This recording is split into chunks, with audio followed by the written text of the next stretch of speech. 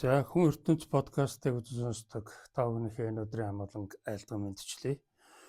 7 сарын 1-ний арга хэмжээний тухай та бүхэндээ ядавчхан тайлбар өгье.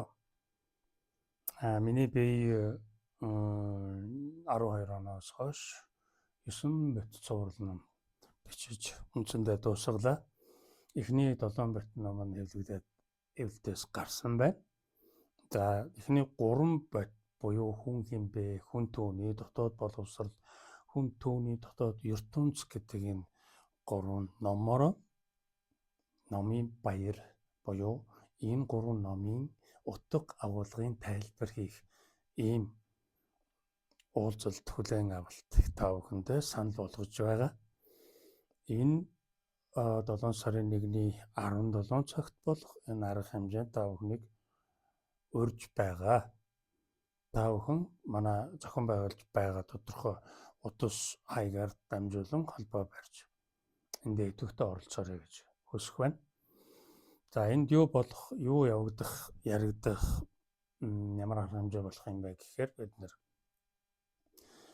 миний бие тэр 3 номныхоо ерөнхий утга агуулгыг нэг бүрчлэн ном тус бүр дээр нь ярьж тайлбарлаж ингээд миний хамтаар мөнөө бас энэ дотоод боловсролоо эзэмшигч хэрэгжигч нар маань мөн бас оролцож байгаа. Тэд нэр мөн энэ номнуудын тухай өөрсдийн ойлголт дамжуулалтуудыг та бүхэндээ бас хүргэнэ. Инхээр миний хэлэх нэг хэрэг нөгөө бяцлагч нарын маань ярих бас нэг хэрэг. Ингээд 3 номынхоо тайлбарыг хийж дуусаад та бүхэндээ урлагийн оюунлаг энэ мантра дуу аялгууд энэ сайхан энэ засал тэгээд энэ дотоод энэ мөн чанарын өгүүлэмж уран яруу энэ өгүүлэмжийн нийлбэр болсон энэ урлагийн тоглолтыг та бүхэндээ бас төлөвлөх. Ингээд асуулт хариултын чөлөөт энэ цагийг тодорхой хэмжээнд гаргаж өгч байгаа. Инхээр бид нар өөрсдийнхөө энэ үнцнийг өшөө өндөрт өргөх бие биенээсээ мэдээлэл солилцох энэ боломжинд бид нэгдэж байгаа. Ийм сайхан ийм үйл явдал болох. Энэ арга хэмжээ бол ямар нэгэн шоу тоглолт биш.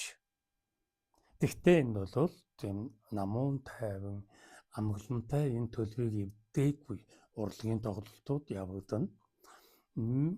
Мөн цагаан ногоон эдийн ундааны цайллага та бүхэн хүлээж байгаа.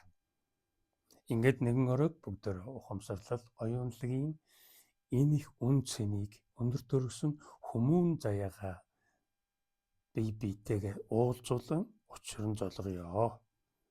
Энэ сайхан саналыг минь хүлээн авч 7 сарын 1-ний 17 цагт бүгд цуглацгаана уу. Анхаарлаа хандуулсанд баярлалаа.